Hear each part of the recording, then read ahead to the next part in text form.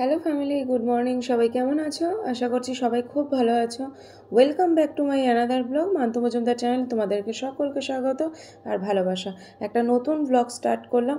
এখন সকাল 10টা বাজে আর দেখো সকালবেলায় চলে আসলাম দুপুরে রান্নার আয়োজন করার জন্য। সকালের ব্রেকফাস্ট কমপ্লিট হয়ে গেছে আর তারপরে শুরু হয়েছে দুপুরে রান্নার আয়োজন। তো চলো, ফ্রিজ থেকে মাছগুলো বের করে নিয়েছি। তো আজকে কি কি মাছ রান্না করা হবে সেটাই তোমাদের সাথে একবার শেয়ার করে নেবো। তো এখানে দেখো রুই মাছ আছে আর এগুলো হচ্ছে ছোট ছোট চাদা মাছ। তো তোমরা কে কে এই চাদা মাছগুলো খেতে ভালোবাসো অবশ্যই কিন্তু কমেন্ট করে জানাবে। আর যেহেতু রুই মাছটা আমি খুব একটা খেতে ভালোবাসি না, কিন্তু ডুগু রুই মাছটা খেতে খুব ভালোবাসে, তাই ডুগুর জন্য আজকে রুই মাছ করা হবে। তো মা ও ছেলের জন্য দুজনেরই জন্য আলাদা আলাদা মাছের রেসিপি করা হবে। কারণ ডুগু সাধারণত ছোটো মাছ খেতে পছন্দ করে না। আর পছন্দ করে না কি বলছি, ও খায়ই না।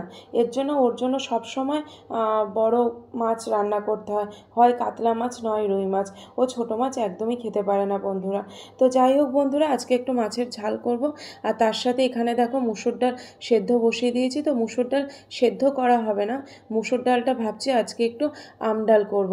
কারণ প্রচণ্ড গরম পড়েছে আর এই গরমে আমডাল খেতে কার না ভালো লাগে, তাই না বন্ধুরা? তাই ভাবছি আজকে একটু আমডাল করব।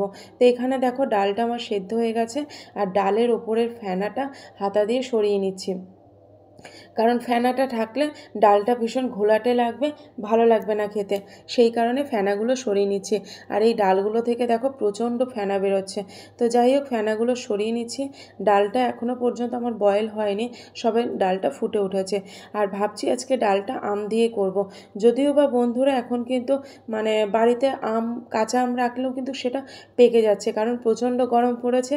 আর সামনেই খুব একটা ভালো অনুষ্ঠান আসতে চলেছে। আর সেটা হচ্ছে কি, গেস করো। আশা করি তোমরা সবাই বলতে পারবে সামনে কি আসতে চলেছে। আম পাকছে, কাঁঠাল পাকছে, কি আসতে চলেছে? হ্যাঁ বন্ধুরা, তোমরা অবশ্যই ঠিক ধরেছ, সামনে জামাই ষষ্ঠী। আর জামাই ষষ্ঠীতে আম কাঁঠাল পাকবে না, এটা কি কখনো হতে পারে? একদমই হতে পারে না।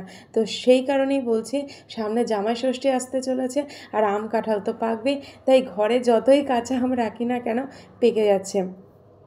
তো এখানে দেখো আমি দুটো আম নিয়ে নিচ্ছি। ভাবলাম যে আজকে আম ডাল করব। আর ওখানে বেগুনটা নিয়েছি, তো বেগুনটা নিয়ে কি করব সেটা পরে তোমাদের সাথে শেয়ার করব। আর এখানে যে আমগুলো নিয়েছি, আমগুলো দেখেই তোমরা বুঝতে পারছো আমগুলো কেমন হলদে হয়ে গেছে, কারণ আমগুলো কিন্তু পেকে গেছে ভেতরটা। এই আমগুলো পেকে গেল একটু কিন্তু টকটক ভাব থাকে, পুরোটা টক না থাকলেও টকটক ভাব থাকে। তো এখন কাঁচা আম কোথায় পাবো বন্ধুরা? কারণ কাঁচা আম ঘরে রাখলেই পেকে যাচ্ছে। সেই কারণে ভাবলাম যে এই আমগুলো কিছুটা হলেও তো টক আছে, এগুলো দিয়েই আমডাল করে নিই যতটা টক লাগে। কারণ আমডাল খেতে এই গরমে ভীষণ ভালো লাগে। দুপুরে আমডালের সাথে যদি মাছের ঝাল হয় তাহলে আর কোনো কথাই নেই বন্ধুরা, দুপুরের লাঞ্চটা জাস্ট জমে যাবে। তো বন্ধুরা, আজকের ভ্লগসটা তোমাদের কেমন লাগলো অবশ্যই কিন্তু কমেন্ট করে জানাবে। খুব তাড়াতাড়ি ফিরে আসছি এর পরের ভ্লগস নিয়ে। তোমরা ততক্ষণ আমার সাথে থাকো, পাশে থাকো আর দেখতে থাকো আমার ভিডিও। আর যারা ইউটিউবে দেখছো চ্যানেলটাকে সাবস্ক্রাইব করে দিও। আর যারা ফেসবুকে দেখছো আমার ফেসবুক পেজটাকে ফলো করে দিও। আর যারা এখনও পর্যন্ত ফলো করেছো, সাবস্ক্রাইব করেছো, তাদেরকে অসংখ্য অসংখ্য ধন্যবাদ। তাহলে এখনকার মতো টাটা বন্ধুরা।